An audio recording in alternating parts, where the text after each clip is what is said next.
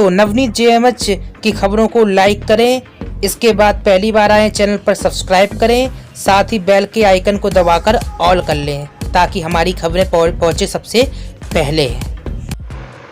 नमस्कार, एक बार फिर से स्वागत करता हूं आपके अपने चैनल। इसका नाम है नवनीत जेएमएच। बहुत सारी खबरें आ रही हैं आंगनबाड़ी बहनों से जुड़ी हुई।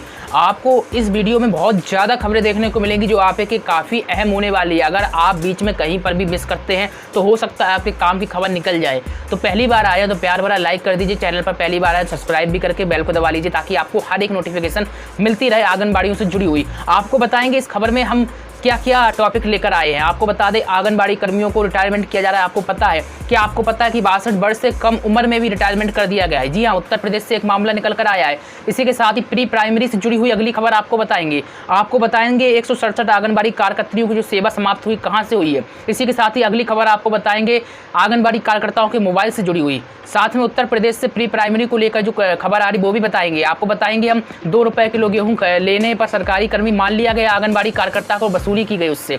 इसी के साथ ही आपको बताएंगे छटनी को किस प्रकार रोका जा रहा है आंगनबाड़ी कर्मियों के। आपको ये भी बताएंगे कि अगली खबर जो है सीएमओ व डीपीआरओ का वेतन आंगनबाड़ी केंद्रों में वजन मशीन नहीं पहुंचने पर क्यों रोका गया, पूरी खबर इसके बारे में बताएंगे। साथ ही बहुत सारी खबरें जो आपके लिए काफ़ी अहम होने वाली हैं आज।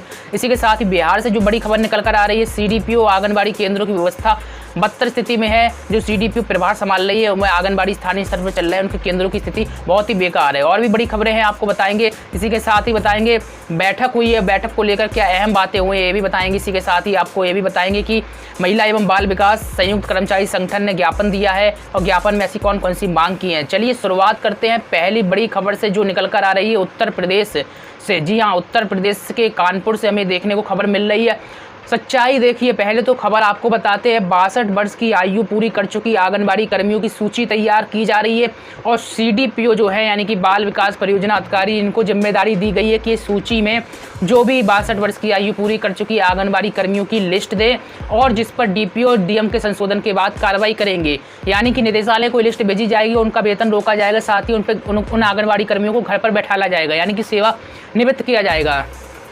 लेकिन क्या आप समझ सकते हैं कि अगर किसी भी आंगनबाड़ी कर्मी को 62 वर्ष से पहले रिटायरमेंट कर दिया जाए, आपको मालूम होगा कि 62 वर्ष के पहले रिटायरमेंट नहीं किया जाना है। हालांकि आंगनबाड़ियाँ 62 वर्ष में रिटायरमेंट किए जाने का ही विरोध कर रही हैं, लेकिन यहाँ पर गौर करने वाली बात ये है कि 62 वर्ष में जिस तरीके से सरकार रिटायरमेंट कर रही है उसके पहले की भी सूची यानी नाम जो है आंगनबाड़ी कर्मी का सम्मिलित कर दिया गया और इस पर सीडीपीओ के ऊपर गाज गिर गई। दरअसल बता दें आपको, 62 वर्ष से अधिक आयु की आंगनबाड़ी कार्यकर्ता की सूची में कम आयु की आंगनबाड़ी कार्यकर्ता को सम्मिलित करने पर जिला कार्यक्रम अधिकारी इंद्रपाल सिंह ने सीडीपीओ अनामिका सिंह को नोटिस देकर जवाब मांगा है। नोटिस दिया गया है, आखिरकार तुमने क्यों नाम शामिल किया है, तो बड़ी कार्रवाई इनके ऊपर होनी चाहिए। निश्चित तौर पर जो आंगनबाड़ी कर्मी अनभिज्ञ, उनको नहीं पता चलता आता है कि 62 वर्ष में आयु उनकी पूरी हुई है या फिर नहीं, उनका भी नाम सम्मिलित कर दिया। कितनी बड़ी लापरवाही कानपुर से हमें देखने को मिल रही है। यहाँ पर हम आपको अखबार की कटिंग भी दिखा रहे हैं किस तरीके से लापरवाही देखने को मिल रही है। लापरवाही क्षम्य नहीं है, सिर्फ नोटिस देने से काम नहीं बनेगा। आखिरकार कितनी बड़ी लापरवाही क्यों की गई, और ऐसे में अगर कार्यकर्ता गौर नहीं करती तो उसकी हो सकता है सेवा से निवृत्त हो जाती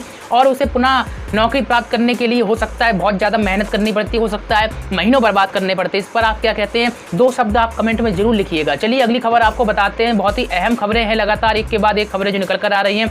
आपको बता दें हरदोई जनपद भी जुड़ गया है। यहाँ पर 167 आंगनबाड़ी कार्यकर्ताओं को रिटायरमेंट किया जाएगा। यहाँ के डीपीओ बुद्धि मिश्रा ने बताया कि जनपद में 167 आंगनबाड़ी कार्यकर्ता एवं 75 सहायिकाएं इस शासनादेश के अंतर्गत आ रही हैं और ऐसे 62 वर्ष की आयु भी ये पूरी कर चुकी हैं। अब इनका वेतन रोकने की कार्रवाई की गई है। ये भी बताया गया है कि शाहाबाद में 5, बावन की 4, बेहंदर की 15, कोधाम्बा की 24, कछौना की 27, माधवगंज की 3, मल्लावा की 3, बिलग्राम की 22, पिहानी की 26, भरावन की 3, संडीला की 1, सुरसा की 8, अहिरोरी की 8, टंडियावा की 2, टोंडरपुर की 2 कार्यकर्तियों की सेवा को समाप्त किया गया है। आपको बता दें आंगनबाड़ी कार्यकर्तियों के साथ सहायिकाओं की भी सेवा समाप्त की गई क्योंकि ये भी 62 वर्ष की आयु पूरी कर चुकी थी, इसलिए इसमें शाहाबाद की 6, बावन की 2, इसी तरीके से अन्य क्षेत्रों की भी आंगनबाड़ी कर्मियों को सम्मिलित किया गया।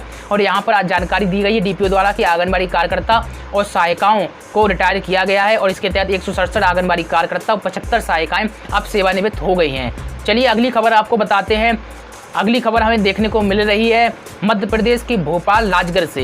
जी हाँ, राजगढ़ से खबर क्या निकल कर आ रही है आपको बता दें। महिला बाल विकास विभाग की डायरेक्टर स्वाति बीड़ा नायक ने जिले का दौरा किया है और इस दौरान भी कुछ आंगनबाड़ियों के केंद्रों का निरीक्षण करने भी पहुंची। उन्होंने नरसिंहगढ़ के पीलूखेड़ी आंगनबाड़ी केंद्र का कचनारिया आंगनबाड़ी केंद्र का संयुक्त रूप से निरीक्षण किया। इसमें उन्होंने जमीनी हकीकत को देखा, जो व्यवस्थाएं शासन द्वारा दी जा रही हैं, से प्रदान की जा रही हैं, वाकई में संचालन हो रहा है या फिर नहीं। आपको बता दें, उन्होंने लॉकडाउन के दौरान वितरित किया जा रहा सत्तू, मोबाइल से होने वाली मॉनिटरिंग, ऑनलाइन डाटा फीडिंग आदि व्यवस्थाओं का जायजा लिया। आपको बता दें, बच्चों के स्वास्थ्य विभाग की सुविधाओं को लेकर भी आवश्यक निर्देश कार्यकर्ताओं को दिए हैं। आपको बता दें, महिला बाल विकास विभाग के डायरेक्टर ने जिले में विभाग की स्थिति को जानने के लिए दौरा किया था और उन्होंने जिले की सीमा के पहले आंगनबाड़ी केंद्र पीलूखेड़ी में पहुंचकर निरीक्षण किया और व्यवस्थाओं को देखा है। उत्तर प्रदेश से बड़ी ही अहम खबर निकल रही है देखने को। जी हाँ, इस खबर को बड़ी गौर से समझिएगा। आपको बता दें, इसी शैक्षिक सत्र से सभी आंगनबाड़ी में प्री प्राइमरी स्कूलों की पढ़ाई की तैयारी शुरू कर दी गई है। बड़ी अहम खबर है। राज्य से लेकर ब्लॉक स्तर तक 4000 से ज़्यादा ट्रेनर तैयार किए जाएंगे। प्रदेश में 1.89 लाख आंगनबाड़ियाँ हैं, जिनमें से 1.15 लाख आंगनबाड़ी या तो प्राइमरी स्कूलों के प्रांगण में है या फिर पास में ही हैं।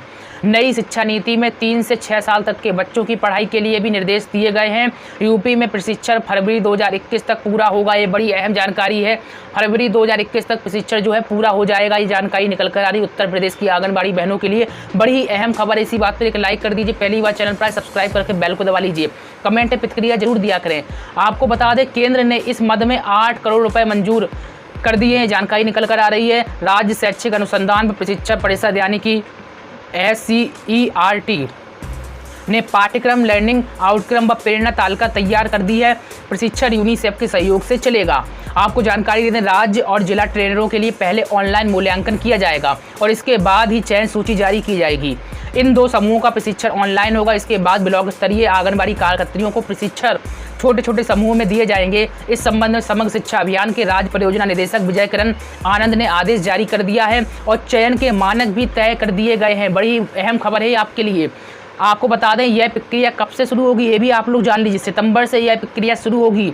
2 सितंबर से चयन प्रक्रिया शुरू होगी, ये जानकारी निकल कर आ रही है। वहीं 7 सितंबर को राज्य व जिला स्तरीय ट्रेनरों का चयन होगा। और हमें बिहार के नवादा से देखने को मिल रही। दरअसल आंगनबाड़ी कर्मियों ने अपनी मांगों को लेकर चर्चा की है। आपको बता दें, जानकारी मिल रही है कि सेवकाओं का राज्यव्यापी अनिश्चितकालीन धरना प्रदर्शन हड़ताल चल रही है और इसको लेकर आज इसकी सूचना परियोजना कार्यालय को भी दी गई है। संघ के जिलाध्यक्ष जो है विजय प्रसाद सिंह ने जानकारी दी है कि सरकार से कुछ मुद्दों पर बात हुई है लेकिन संतोषप्रद नहीं है। ये बड़ी अहम जानकारी बिहार के नवादा से मिल रही है, जिसके कारण हड़ताल जारी रखने का ऐलान किया गया है। आपको बता दें, जानकारी मिल रही है कि परियोजना के सुपरवाइजर सेवकाओं को कार्यालय बुलाकर मोबाइल से स्वयं हाजिरी बना देती, जबकि नवादा जिले के हरे का परियोजना कार्यालय हड़ताल का पत्र दिया गया, यानी कि हड़ताल चल रही है, इसके बावजूद भी प्रेजेंट ही कैसे लगा दी जाती है। आपको जानकारी दे दें, उन्होंने कहा है कि अनधिकृत रूप से सेवकाओं पर तानाशाही रवैया अपनाया जा रहा है, जबकि सेवकाओं की लड़ाई मुख्यमंत्री से है, न कि DPO, CDPO या फिर सुपरवाइजर से, और संघ इस अनैतिक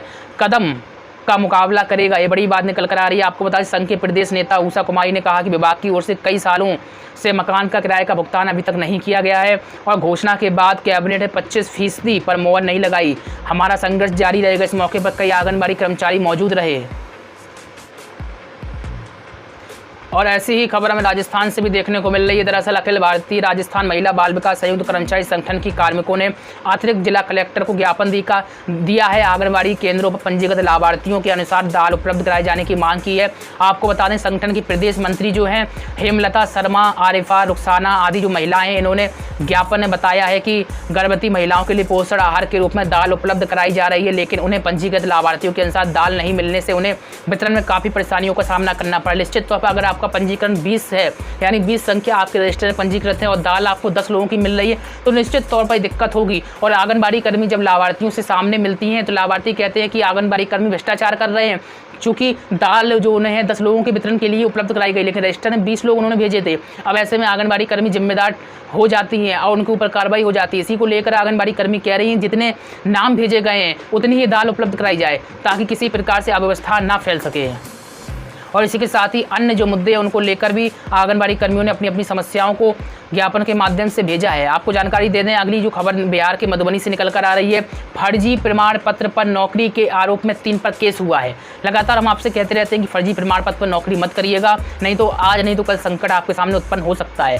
आपको बता दें, बासोपट्टी प्रखंड ने फर्जी प्रमाण पत्र के आधार पर आंगनबाड़ी सेविकाओं में नौकरी पाए जाने के कारण 3 कार्यकर्ताओं पर गाज गिर गई है। आपको बता दें इसके साथ ही मुकदमा भी दर्ज हुआ है।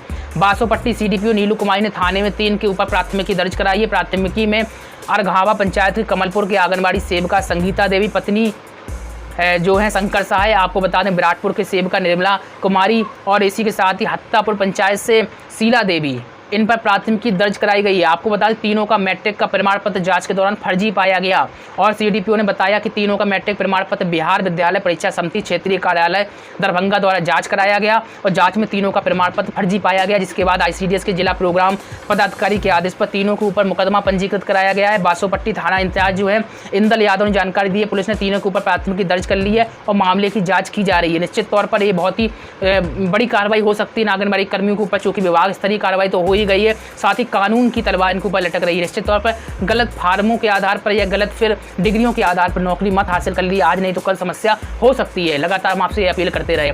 और ज़्यादा खबरों के लिए चैनल को सब्सक्राइब करके बेल को दबाइएगा। पहली बार आए हैं तो लाइक और शेयर और चैनल को सब्सक्राइब करके बेल को दबाना ही पड़ेगा आपको, तभी आपको खबरें रोजाना मिल पाएंगी। मिलते हैं आपसे नई अपडेट में, तब तक के लिए नमस्कार।